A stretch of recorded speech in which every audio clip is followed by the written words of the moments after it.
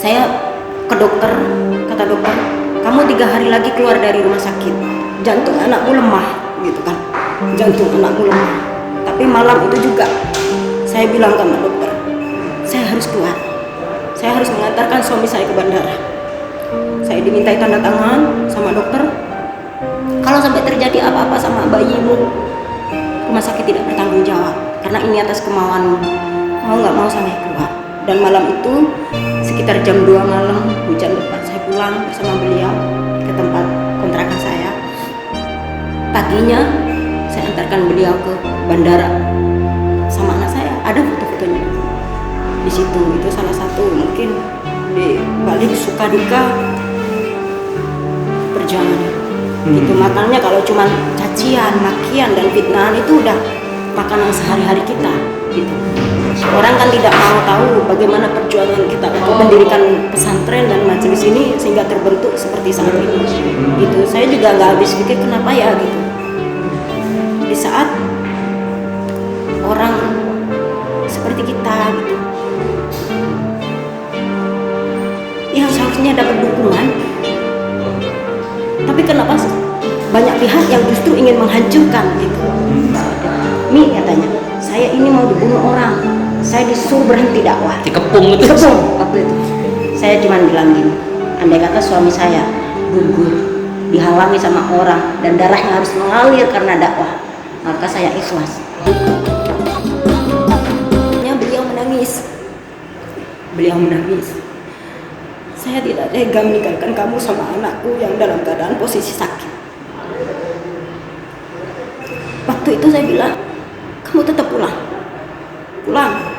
Umat menunggumu. Majelis ini nggak bisa tanpa kamu. Iya, waktu itu acara besar-besaran di alun-alun. Sudah acara maulid kan, maulid Nabi, kita mengadakan acara akbek akbar, kita mendatangkan ulama-ulama dari luar kota juga. Posisi itu saya masih di rumah sakit. Tidak ada siapa-siapa di situ. Saya ke dokter, kata dokter, kamu 3 hari lagi keluar dari rumah sakit, jantung anakmu lemah, gitu kan, jantung anakmu lemah. Tapi malam itu juga saya bilang sama dokter, saya harus keluar, saya harus mengantarkan suami saya ke bandara.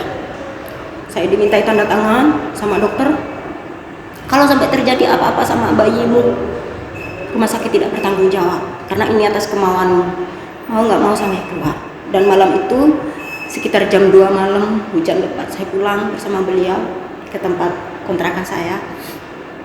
Paginya saya antarkan beliau ke bandara sama anak saya, ada foto-fotonya di situ. Itu salah satu mungkin di balik suka duka perjalanan gitu. Makanya kalau cuma cacian, makian dan fitnahan itu udah makanan sehari-hari kita gitu. Orang kan tidak mau tahu bagaimana perjuangan kita untuk mendirikan pesantren dan majelis ini sehingga terbentuk seperti saat ini gitu. Saya juga nggak habis pikir kenapa ya gitu. Di saat orang seperti kita gitu yang seharusnya dapat dukungan, tapi kenapa banyak pihak yang justru ingin menghancurkan gitu. Kalau saya agama nggak tahu, saya agama nggak terlalu ngerti agama ya. Saya memang dari umur 16-17 tahun udah di luar negeri. Cuman kalau menyangkut perjuangan, waktu itu beliau akan menyerah, udahlah gitu. Mungkin karena umur saya yang masih kecil ini sehingga perjuangan saya tidak diterima gitu kan. Mungkin saya tidak layak untuk melanjutkan perjuangan Rasulullah gitu kan. Saya bilang, berkacalah dengan Imam Syafi'i, berkacalah dari Rasulullah. Perjuangan kita ini belum ada apa-apanya. Kita melanjutkan dakwah Rasulullah, diterima atau tidak diterima, tujuan kita ingin membahagiakan Rasulullah. Kalau Rasulullah aja merasakan sakit, kita pun harus merasakan sakit. Cuman bagaimana kita tetap istiqomah, tetap maju. Apapun halangan, rintangan di depan nanti atau yang udah-udah, kita jangan pernah membuat kecewa Rasulullah untuk balik arah. Itu aja. Baik.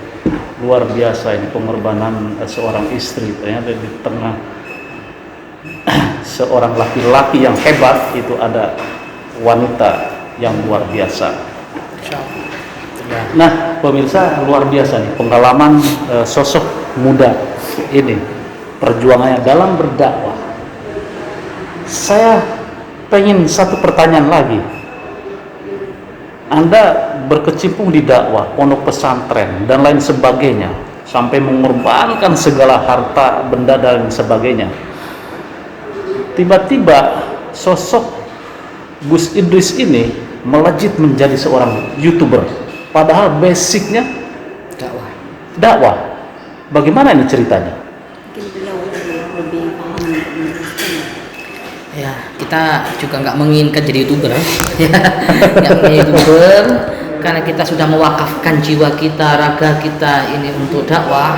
Untuk itu kita komitmen bersama keluarga ya dakwah. Tapi Allah kan mendatangkan ujian, yaitu pandemi kan ya. Jadi yang bisa dakwah mengqabail syatta wa biladin syatta dari berbagai wilayah itu biasanya rame-rame dari lapangan ke lapangan, masjid ke masjid. Pernah juga kita itu di masjid ya, waktu itu awal-awal pandemi kan ya. Di masjid juga tiba-tiba dimatikan lampu, mau ada yang preman yang mau mukul, itu juga sering kejadian-kejadian seperti itu. Kita dapat hadiah pasel buah, ternyata sudah disuntik oleh racun. Juga sampai segitunya. Banyak lah yang membenci dakwah kita ya. Kita berpikir positif aja, itu semua sudah sunatullah. Ketika baginda Nabi saja dilempari kotoran unta, mau diancam, mau dibunuh, dicaci maki, difitnah, memecah belah bangsa dan lain sebagainya. Begitupun juga yang kita alami saat ini ya. Dari awal bermula kita jadi YouTuber itu bukan keinginan kita. Waktu itu kita kan biasanya dakwah tuh Pak. Tiba-tiba kan pandemi, jadi nggak bisa dakwah. Kita mengadakan tabligh akbar, majelis itu juga nggak bisa karena faktor pandemi itu. Oleh karena itu akhirnya bisa dakwah gimana ya, kita putar otak. Orang yang sudah biasanya dakwah nggak dakwah itu kan kayak gak enak gitu. Iya. Ya, akhirnya ada salah satu santri yang ngusulin direkam aja pakai YouTube. Gitu. Ya dakwah, oke, dakwah pengajian virtual gitu. Yang nonton sedikit banget ya.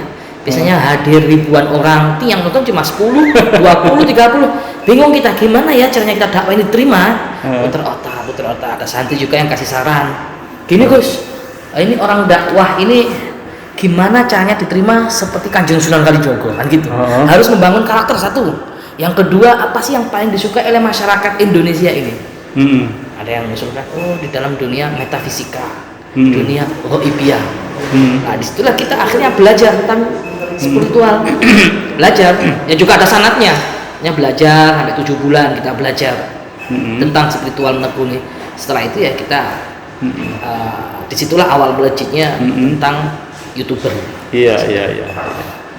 Dan tidak semua YouTube yang kita upload di situ itu semua nyata. Ada kalanya juga film. Juga ada yang nyata juga. Kejadian nyata terus kita rekod. Disitulah awalnya, kemudian Allah mentakdirkan kita ini kok jadi viral. Cuman itu nggak kita inginkan, bukan itu. Percuma lah kita viral di dunia, tapi kita dijauhi oleh Allah kan percuma. Lebih baik kita dibenci seluruh penduduk manusia, penduduk bumi, asal Allah tidak membenci kita. Tapi luar biasa Anda ini berdua ini kemana-mana bersama ini. Bersama. Pasangan YouTuber terviral. Berapa subscriber sekarang Gus? Alhamdulillah sekarang 1,5. 1,5 juta ya, luar biasa gitu. Dia juga punya YouTube sendiri. Oh gitu ya. Dari hasil YouTube itu kemana? Itu bentuk pembangunan pesantren, asrama-asrama, pondok pesantren, dan juga makanya santri-santri yang khidmah yang nggak bayar, dan juga untuk kebutuhan majelis taklim. Di situ ya. Jadi awal mulanya Anda berkecimpung di dakwah, kemudian juga menjadi seorang YouTuber. Tapi dakwah sekarang masih tetap ya pengajian ya? Masih? Iya masih tetap, cuman nggak sevulgar dulu. Cuma di pondok pesantren ada orang 50, 30 kan kita batasi. PPKM. Ya. Ada closing statement mungkin bagi pasangan muda yang ingin eksis berjuang atau seperti apa? Ya kita selalu berdoa ketika kita sholat bareng. Ya Allah, andaikan saya ini Engkau takdirkan nggak ada manfaatnya hidup, maka cabutlah nyawa kita saat ini.